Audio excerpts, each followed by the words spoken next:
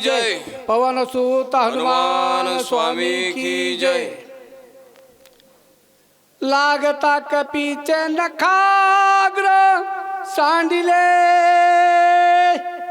शापजन्य शरीर लावून अवयव सुंदर गगनाचा त्वार उचलली। ब्रह्मदेवाच्या शापानी ही अप्सरा मगर झालती मगर। कपिंद्र म्हणजे हनुमंतराच्या चरण स्पर्शाने शापातून मुक्त झालेली आहे आणि दिव्य शरीर प्राप्त झाली आणि निधामाला प्राप्त झालेली आहे। अंतरिक्ष गगनातरी राहुनी बोलत सुंदरी विजयी होई कपिकेसरी निरंतरी राम प्रेमे। आपसारथे असे दिव्य स्वरूप केलेले अंतरिक्षी बोलू लागले, प्रभू रामचंद्र मले विजय होणार राजा रावणाला ठार मारणार आणि राम राज्याची गुढी उभारणार म्हणले, अशी ती अप्सरा बोलू लागलेली आहे। कर जोडणी अवदान करणी विनवी हनुमान मी विद्यान मानिनी अप्सरा जान स्वर्ग भूषण स्वर्गची। अप्सरा कर जोडून विनंती करू लागले हनुमंतरायाला, प्रभू रामचंद्र विजयी होणार आणि विजय होणार म्हणे रामाचाच विजय होणार, अशी दिव्य शरीर घेऊन अप्सरा हात जोडू लागलेली आहे। सूर्यप्रभे समविमान करोनी विचरता गगन भास्करे शोभोनिया जान ऋष्याश्रमी विमान पडिले। कारण की सूर्याची सभा जशी असेल म्हणजे दिव्य शोभा असती, तसं अप्सरेचं दिव्य स्वरूप म्हणले। प्रत्यक्ष अप्सराला नेण्याकरता दिव्य विमान प्रत्यक्ष प्राप्त झालेले पुढं। तेने शोभले मुनीश्वर क्रोधा चढले दुर्धार न विचारसी पात्र कामाचार विचारसी। आणि मुनीश्वर कोप आला, राग आला, म्हणू लागले, पात्र काय अपात्र काय असा आशीर्वाद देत आहेस म्हणजे तू पापीनी। त्या अप्सराला बोलू लागले मुनीश्वर, सगळे लोक असे बोलू लागले।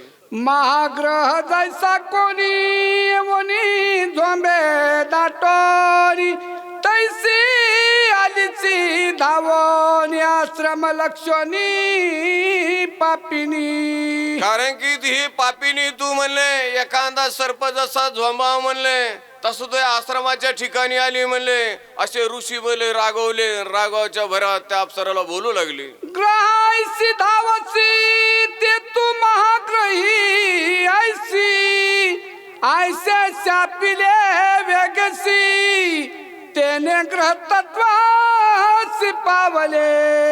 ग्रह म्हणले नवग्रह आहेत म्हणले, नवग्रह जसं म्हणले एखाद्यावर चवताळून उठाव म्हणले शनी देवासारखे, तसे अशी तू पापीनी आहेस म्हणले, काय बोलत आहेस म्हणले, आम्हाला राक्षस म्हणू लागले, आम्हाला यांच्या विरोधात काम करायचं, रामाचा विजय होईन अशी पापीनी काय बोलू लागलीस तू। त्यासी भोवनिया शरणांगत म्या प्राथिले ते महंत रविसी म्या केले उद्धत दंड तथात मद झाला।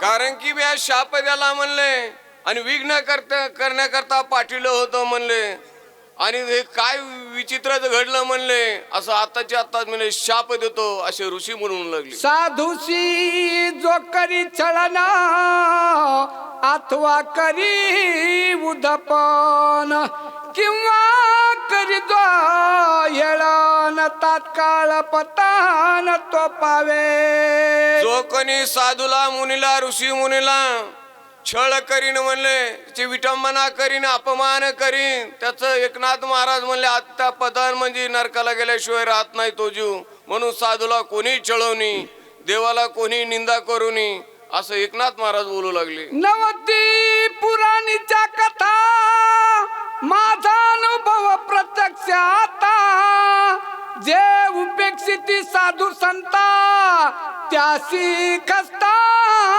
कोरडी। संत एकनाथ महाराज म्हणू लागले, माझ्या पदरचं बोलणं नाही म्हणले, ही पुराण कथा नाही म्हणले, जे साधूची संताची देवाची निंदा करतात म्हणले हे शास्त्राला सुद्धा खपत नाही, कोण्या पुराणाला सुद्धा खपवत नाही म्हणले.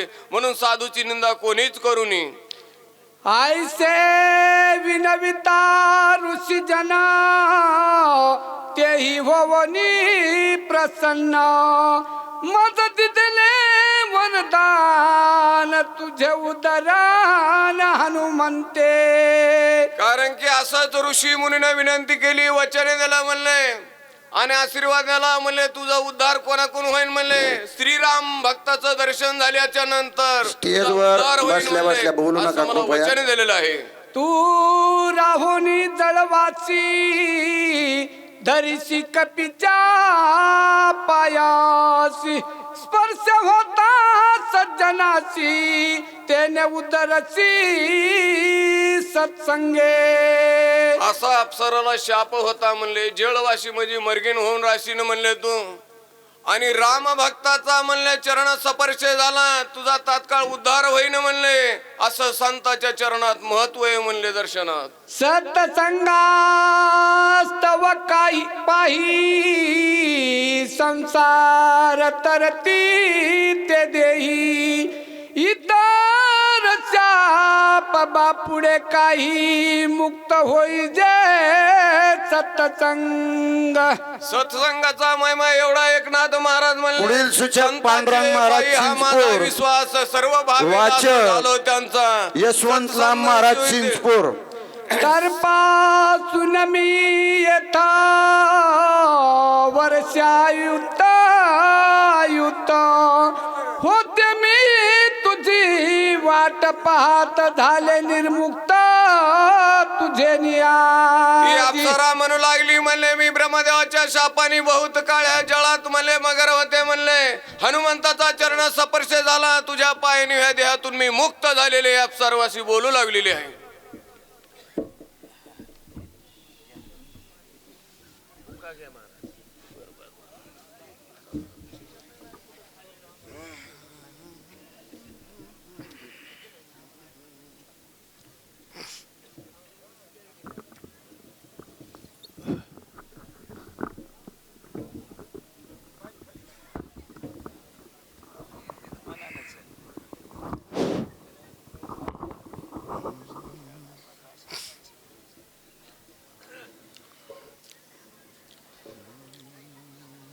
पुंडलिका वरदे हरी विठ्ठल श्री ज्ञानदेव तुकाराम प्रभु रामचंद्र भगवान की जय. सोट हनुमान महाराज की जय. शांती ब्रह्म एकनाथ महाराज की जय. श्री गणेशाय नमः. श्री सीतारामचंद्राय नमः. जन्म मरणावसा मज नाही गा सर्वता मनोनी कळी काळा हनोनी लाटा स्वरूपता पावले. प्रभो रामचंद्र भगवान की जय. असो या ठिकाणी कथेचं अनुसंधान असं चाललंय. ज्यावेळेस रामभक्त हनुमंतरायाचा स्पर्श पदस्पर्श झाल्याबरोबर त्या अप्सरेचा उद्धार झाला आणि उद्धार झाल्याच्या नंतर ती आपल्या पूर्वीच्या स्थळाला जात असताना हनुमंताला सांगू लागली, हनुमंता हनुमंता अरे या ठिकाणी मला जन्म आणि मरण नाही, मी का तर स्वर्गीची अप्सरा आहे. म्हणून शिनी कळी काळाला मी हाणून लाता. हो माझा उद्धार झाले, मी आता या ठिकाणी चालले. पण मी तुला जाता जाता सांगते काय, हो साधू संताची निंदा केली आणि साधू संताची निंदा केली म्हणून शिनी मला इतक्या दिवस पचत पडावं लागलं. इथं सारखी मी अहोरात्र तुझी वाट बघत होते रे हनुमंता. हो आणि आज योग आला आणि तुझी माझी भेट झाली.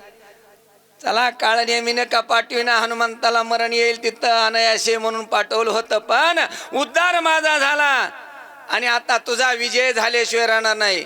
विजय तुझा झाला असं म्हणल्याबरोबर हनुमंतानं विचारलं होतं अप्सरला, अरे ही एकतर असणारी अप्सरा कशी काय म्हणती, माझा उद्धार होणार, माझा विजय होणार आहे कशी म्हणती. म्हणून ही पूर्ण कथा त्या अप्सरेने हनुमंताला सांगितली. मी कोण होते, कुठून आलते, कशामुळे आले होते, ही पूर्ण कथा हनुमंताला सांगितली. आणि आता आपल्या स्थळाला जात असताना हनुमंताला आशीर्वाद काय देते ऐका. पुले निज शोक पाहे निरोपावे सद्गुरु पायी ते मी लादले सर्व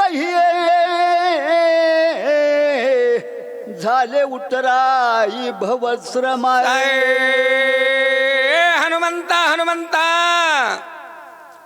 खूप मला श्रम झालता, खूप मी थकले होते हनुमंता. आणि या ठिकाणी तू माझा गुरु भेटलास मला गुरु. आणि गुरुचा असणार भेट झाल्याच्या नंतर शिष्याचा उद्धार होत असतो उद्धार. आणि ते आज माझा उद्धार झाला तुझ्या गुरुत्वामुळं. आणि आता मी खूप थकलेले होते, श्रम झाला होता. पाण्यामध्ये एक मगर म्हणून मी राहत होते, पण आज माझा उद्धार झालाय. भाऊ पुण्य केले होते हो, पूर्वीचं पुण्य माझं फळाला आलं म्हणून माझी आणि हनुमंता तुझी भेट झाली. अशी ती अप्सरा हनुमंताला त्या ठिकाणी बोलती. सद्गुरूची स्थिती ऐसी सोय अनुभवन जा सुखाचे तेची पावे शिष्याची न्यूनाधिकासी न करोनी. सतगुरूची स्थिती ऐशी. अरे गुरु असणारा भेटावा. आणि गुरुची नाशनी किती जरी आपला शिष्य पचत पडलेला असला त्याचा उद्धार केल्याशिवाय राहत नाही. बळच ओ महाराज जागे व्हा. आपला शिष्य जर असणारा आणि पचत पडलेला असणार आणि जर असणारा अनेक वाटाने जात असेल तर गुरुला ते सहन होत नाही. म्हणून गुरु पुन्हा पुन्हा पुन्हा पुन्हा त्याचा उद्धार करण्यासाठी हो हे बळच येऊन का होईना पण गुरु ते आपल्या शिष्याचा उद्धार केल्याशिवाय राहत नाही. ही गुरुची स्थिती. त्याच्यामुळं गुरु केला पाहिजे. आणि तो गुरु मला भेटला कोणता, हनुमंतासारखा गुरु मला मिळाला. धन्य धन्य हनुमंता, माझा उद्धार केलास. नक्की तुझा विजय झाल्याशिवाय राहणार नाही. विद्याचे समस्त वितंग पुत्र स्वामित्वे अंगीकारित तैसे सद्गुरु सुख समस्त शिष्याक्रमित भावार्थे बा या ठिकाणी असणारा वडिलांना कमवा, जमीन जायदाद वाडे हुडे प्रपंच खूप मोठा करून ठेवावा वडिलांनी. आणि वडिलाच्या पाठीमागे असणारा त्याचा अधिकार कोण करतो, त्याचा मुलगा. जेवढं बी असणार आपल्या वडिलांना कमवून ठेवलंय तेवढं त्या मुलाच्या स्वाधीन होत असतं. या तसं आपल्या गुरुकडे जेवढं ज्ञान आहे ना आणि तेवढं ज्ञान शिव करायचा अधिकार फक्त शिष्याला. पण शिष्यत्व दास्यत्व करावं लागते आधी दास्यत्व. आणि दास्यत्व जर केलं गुरुची सेवा केली की मग मात्र गुरु पूर्ण असणार ज्ञान दिल्याशिवाय राहत नाही, उद्धार केल्याशिवाय राहत नाही. ही गती असणारी आपल्या सतगुरूची आहे. आजात पक्षाचे जाती पाहे नेने माऊली वाचोनी काही मुख पसरोनी सर्व ग्रासा अवघाही झेलित. अजात पक्षाची जाती पाही. अरे तो पक्षी असतो आणि आपल्या पिल्लांना त्या ठिकाणी असणार एक खोपा बनवतो. खोपा आणि खोपा बनवून त्या पिल्लाचं संरक्षण करण्यासाठी असणार अहोरात्र असणार चोचीमध्ये चारा घेऊन येतो. आणि ते पक्षी असणार आपल्या चोचीमधला चारा घेऊन आल्याबरोबर निस्ता स्पर्श होतो का नाही तर पिल्लाचं असणार तोंड त्या ठिकाणी असणारे वाचतात. आणि त्या पिल्लाच्या चोचीमध्ये असणार बळच चोच घालून त्याला ते खायला देती. त्या पक्ष्याची जाती असती. त्याला आई म्हणतात. आई होऊन त्याचा अनुभव घ्यावा लागतो. जी आई झाली तिला कळतंय आपल्या मुलाचा सांभाळ कसा करायचा. ती जी आई झाली नाही तिला कळत नाही. पण आई झाल्याच्या नंतर मात्र आपल्या बाळाचं पालन पोषण करण्याचा पूर्ण अनुभव तिला येतो. पहा त्या पक्ष्याचा अनुभव आपल्याला आलेला आहे. जसं तो पक्षी असणारा चोचीमध्ये चारा घेऊन येतं आपलं तर अन्न पोट भागवतो. पण एक कण का होईना आणून आपल्या पिलाच्या चोचीमध्ये घालतो. तशी माझी गुरु माऊली तुम्ही आहेत. आणि गुरु माऊलीचा प्रसाद शिष्याला मिळाल्याच्या नंतर शिष्याचा उद्धार झाल्याशिवाय राहत नाही, असे ग्रंथकर्ते या ठिकाणी सांगतात. तेही तैसेची प्रेम तेने विसरून आपुले खाणे, सगळा घास बाळका देणे, बाळका कारणे अवंचक. अरे जी आई असती आई आणि जिने जन्म आपल्या मुलाला दिलाय तिच्याकडे अनुभव घ्या तुम्ही. किती जरी एखादा गोड घास असेल, चांगला अन्न पाची पक्वानाचं अन्न असेल आणि खायला जर बसली तर आपल्या मुखात घातल्याबरोबर त्या अन्नाची चव लागावं दादा. आणि ती चव लागल्याच्या नंतर ती आई कधीच असणार पोट भरून अन्न खात नाही. आपल्या पात्रावर वाढणार न थोडं वाढावं आणि ते गोड लागावं. ते नक्की असणारं कागदामध्ये गुंडाळून आपल्या पदरामध्ये गाठ बांधून आणती आणि आपल्या मुलाला खाऊ लागती. कोण घालती? फक्त आई घालती.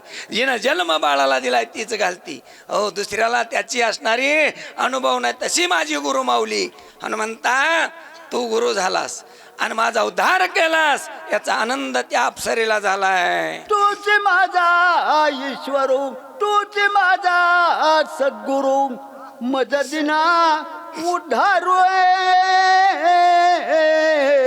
केला साचार तू एक, केला साचार तू एक.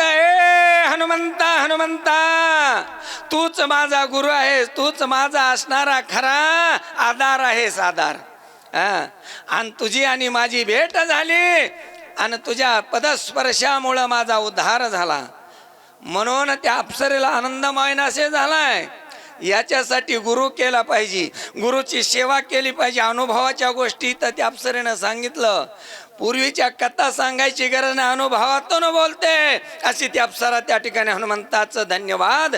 त्या हनुमंताला आशीर्वाद देऊ लागली. संसार सागरी बुडताय, सद्गुरु वाचवणे तत्वता आन नाही सोडविताय, सत्यवार्ता हे माझी, सत्यवार्ता ही माझी. संसार सागरामध्ये बुडत, अवघाची संसार सुखाचा करीन. संसार वेगळा आणि प्रपंच वेगळा. प्रपंचामध्ये नाही पण संसारामध्ये, संसार सागरामध्ये जर बुडत असताना आणि त्याच्यामधून तारायचं काम म्हणजे असणारा सद्गुरू करतो. आपली आई आपल्या पोटाचा असणारा उद्धार भागवती, पण सद्गुरू मात्र असणारा आपल्याला तारल्याशिवाय राहत नाही. आपण जर असणारा कुठं बुडत असताल, आपल्याला परमार्थ कळत नसेल, आपल्याला जर सत्मार्ग कळत नसेल, सत्संग धरायचा कळत नसेल तर गुरु करावा लागतो. गुरु मात्र असणारा आपल्याला विदाऊट मार्गाला चाललेलं वळवून आणून चांगल्या रस्त्याला लावल्याशिवाय राहत नाही. हे गुरुचं कर्तव्य. म्हणून हनुमंता, तू मला या ठिकाणी माझा आधार तू झालास, माझा सद्गुरू तू झालास, माझा देव तू झालास आणि माझा सक्का हनुमंता तो झालास, अशी अप्सरा बोलती. तू एकलेने एक उद्धरली ब्रह्मांड अनेके, तेथे मज सारखे रंके कोण लेखे लेखावी. ए हनुमंता, अरे तुझ्यामुळं हे ब्रह्मांडाचा उद्धार झालाय. अनेक जड मोड जीव तुझ्यामुळं असणारा त्यांचा उद्धार झालाय. मी एक असणारा एक रंक आहे. अरे माझा एकटीचाच उद्धार नाही, अनेक तुझ्या हाताने उद्धार झालेले आहेत. असा तू असणारा ब्रह्मांडाचा धनीस हनुमंता. हो, आणि असा गुरु मिळावा हनुमंतासारखा. ज्ञानाचा सागर आहे, धैर्याचा सागर आहे. सगळ्याच चारी बाजून आज हनुमंतासारखं जर ख्याती, आज हनुमंताचं नाव जर घेतलं तर आज दरार आहे त्या हनुमंताचा. आणि हनुमंतानं जे कार्य केलंय म्हणून भगवंत प्रभू रामचंद्राने त्या हनुमंताचे गाव देवळं बांधले का? तुमचं आमचं रक्षण करण्यासाठी. हो चौरे महाराज, एक ही गाव एक ही वस्ती असं नाही की हनुमंताचं मंदिर नाही असं. का तर ज्यावेळेस सर्व कार्य करून आल्याच्या नंतर वाटण्या करायला सुरू केल्या आणि वाटण्या करायला सुरू केल्याच्या नंतर सगळेली हनुमंताला मात्र भगवंत प्रभू रामचंद्राने कुणीकडेच बघितलं नाही. आधी सर्व वानर सैन्याला असणारं त्या ठिकाणी बक्षीस देऊ लागले.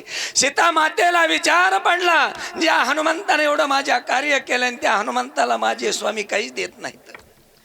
त्यावेळेस भगवंत प्रभू रामचंद्राली सीता माते पत्नीला अधिकार आहे पतीला बोलायचा. ओ स्वामी, अहो तुम्ही सगळेली असणारं दान देऊ लागला. थोडा वेळ घेतो बरं का ओवी सांगण्यासारखी म्हणून, पण माझ्या हनुमंताकडे तुम्ही का बरं बघत नाहीत? त्यावेळेस भगवंत प्रभू रामचंद्राने सीतेला सांगितलं, सीते हनुमंताला देण्यासारखं माझ्याकडे काही शिल्लकच नाही, काय देऊ मी त्या हनुमंताला? आणि सगळेची वाटणी झाल्याच्या नंतर, बक्षीस दिल्याच्या नंतर भगवंत प्रभू रामचंद्राने विचारले, हनुमंता सांग तुझ्या कार्याबद्दल मी काय बक्षीस देऊ? आता माझ्याकडे तर काही मला वाटतं उरलेलं नाही. त्यावेळेस हनुमंतानं एकच सांगितलं, प्रभू रामचंद्रा, रामा मला दुसरं काहीच नाही. ज्या ठिकाणी माझ्या रामाची कथा, माझ्या रामाचं भजन, ज्या ठिकाणी रामायण असेल त्या ठिकाणी मला जागा द्या. म्हणून आज मी जिथं रामायण चालू आहे तिथं पब्लिक कमी येईल जास्त येईल, गदाधारी हनुमंत ऐकण्यासाठी अहोरात्र उभाया. आणि ते बक्षीस हनुमंताला दिलं. म्हणून रामाच्या वेगळा हनुमंत नाही, हनुमंताच्या वेगळा राम नाही, अशी अवस्था हनुमंताची केली. बाबा सागरी तारकं जगे तू एकला एकं, तुझं वाचोनी आणि काय नदीसे देखती जगती, नदीसे एकत्री जगती हा त्रिलोकामध्ये हनुमंता तुझ्या सारखा भवसागरामध्ये बुडण्याला तारणारा एकही कुणी दिसत नाही तुझ्यासारखा. म्हणूनच हनुमंताला उपमा दिली, दयेचा सागर असून ज्ञानाचा सागर आहे हनुमंत. आणि गुरुकर ज्ञान असावा. गुरु करीत असताना गुरुची परीक्षा घ्यावी लागते, आणि ती परीक्षा हनुमंतानं घेतलेली होती. सांगत बसायला वेळ नाही. हो, शक्तीचा कार्यक्रम आहे. अरे ज्यावेळेस आईनं सांगितलं होतं माझा गुरु कोण आहे म्हणून विचारल्याच्या नंतर सांगितलं, पण त्या गुरुची परीक्षा हनुमंतानं घेतली होती, पण नाही घेता आली बरं का. गुरुची ताकद कळाली हनुमंताला. शॉर्टकट मध्ये आपण बायपास चलो. आणि याच्यासाठी गुरु जर असावा तर गुरुकड पूर्ण ज्ञान पाहिजे, गुरुकड शक्ती पाहिजे. नसता गुरु केला आणि अर्ध्यामध्ये आपल्याला टांगलं तर खाली उतरता येत नाही, वरी जाता येत नाही. त्याच्यामुळे हनुमंता तुझ्यासारखा तारका गुरु मला आज भेटला, माझं भाग्य असणार आज उदयाला आला. अशी ती अप्सरा बोलती. एका जनार्दनाचे रंके अंध पंगुदिन मुखे देखून या एका एके सत्वर देख आली. ग्रंथकर्त्याने सांगितलं, एका जनार्दनाचे मी तहाने आहे, रंक आहे, मूड आहे, पण माझ्या जनार्दन स्वामीनं या ठिकाणी माझ्या डोक्यावर कृपेचा हात दिला.